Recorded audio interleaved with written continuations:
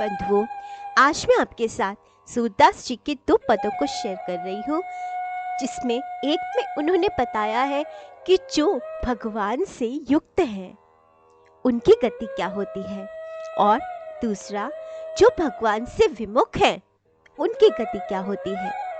तो आइए पहले हम पद सुनते हैं कि जो लोग भगवान से युक्त होते हैं, भगवान की भक्ति करते हैं, उनकी भक्ति में लीन होते हैं, उन्हीं पर आत्मसमर्पित होते हैं, उनकी क्या गति होती है। सूरदास जी कहते हैं, हरि के जन की अति ठकुराई, महाराज ऋषि राज राज मुनि देखत रहे लजाई, निर्भय देह राजगढ़ ताको लोक मनन उत्साहु, काम क्रोध मद लोभ मोह ये भय चारों ते साहु। सूरदास जी कहते हैं कि हरि भक्तों का स्वामित्व महान है। उनके प्रभुत्व को देखकर बड़े बड़े राजा महाराजा एवं ऋषि मुनि भी लज्जित हो जाते हैं। भय रहित शरीर भक्तों के लिए राजभवन है तथा भगवान के चिंतन में उत्साह उनकी प्रजा है। दृढ़ विश्वास कियो सिंहासन, तापर बैठे भूप, हरि जस विमल छत्र सिर ऊपर, राजत परम अनूप, हरि पद पंकज पियो प्रेम रस, ताहि के रंग रातो, मंत्री ज्ञान न अवसर पावे, कहत बात सकुचाती। सूरदास जी कह रहे हैं, काम क्रोध मद लोभ एवं अहंकार आदि विकार लुटेरे थे, लेकिन बिहारी की भक्ति से अब ये साधु विनित एवं आज्ञाकारी हो गए हैं। दृढ़ विश्वास रूपी सिंहासन पर भक्त राजा रूप में विराजमान होता है। भगवान का निर्मल सुयश उसका छत्र है, जबकि वह प्रतिदिन सावरे के चरण कमलों के मकरंद का पान करता है। ज्ञान उसका मंत्री और अर्थ एवं काम उसके सेवक है। अर्थ काम तो रहे दुआरे, धर्म मोक्ष सिर नामे, बुद्धि विवेक विचित्र पौरिया, समय न कभू पावे, अष्ट महासिद्धि द्वारे ठानी, कर जोरे डर लीनो, छरी तार बैराग विनोदी, झीर की बारह कीने। सूरदास जी कह रहे हैं, ज्ञान उसका मंत्री और अर्थ एवं काम उसके सेवक है।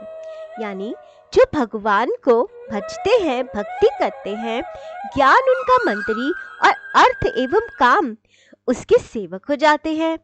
उनके समक्ष धर्म और मोक्ष सदैव नतमस्तक रहते हैं। बुद्धि और विचार रूपी द्वारपालों के भय के कारण चारों पुरुषार्थ उसके निकट नहीं आ पाते और आठों महासिद्धियां हाथ जोड़े द्वार पर खड़ी रहती हैं, परंतु वैराग्य रूपी चक्र उन्हें निकट नहीं आने देता।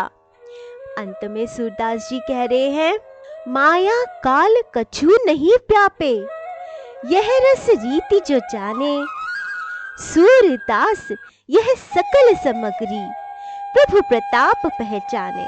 सूरदास जी कह रहे हैं कि केवल भगवान की कृपा द्वारा ही भक्त भक्ति के वास्तविक मूल्य को समझ सकता है।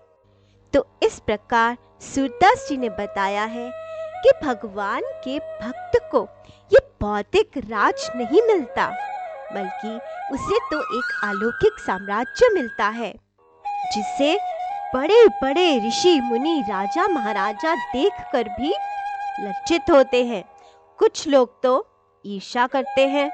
तो आइए अब सुनते हैं कि जो भगवान से विमुख हैं उनकी क्या गति होती है। सूरदास जी कहते हैं, भजन बिनु जीवत जैसे प्रेत, मलिन मंद मति डोलत घर घर, उदर भरन के हेत, मुख कटु वचन नित पर निंदा, संगति सुजम न लेत, कबहु पाप करे पावत धन, गाड़ी धूरी तिह देत। भक्ति रहित मनुष्य की स्थिति का वर्णन करते हुए सूरदास जी कहते हैं कि भजन के बिना मनुष्य की स्थिति प्रेत के समान है। भक्ति रहित मनुष्य मन से मलिन और बुद्धि से मंद होकर केवल पेट भरने के लिए इधर उधर भटकता है। उसकी वाणी अत्यंत कठोर होती है तथा वह निरंतर पर निंदा में लीन रहता है। सत्संग एवं सत्कर्मों से सुयश कमाना उसे अप्रिय लगता है और पाप कर्मों द्वारा धन कमाकर उसका संग्रह करना ही उसका प्रिय कार्य है। आगे सूरदास जी कहते हैं, गुरु ब्राह्मण अरु संत सुजन के, जात न कबहू निकेत, सेवा नाही भगवंत चरण की, भवन नील को खेत।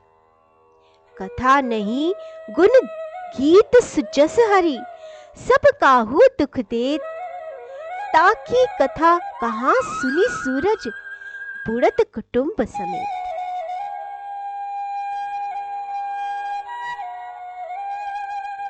सूरदास जी कहते हैं कि वह व्यक्ति गुरु, ब्राह्मण, साधु, संत आदि की संगत कभी नहीं करता।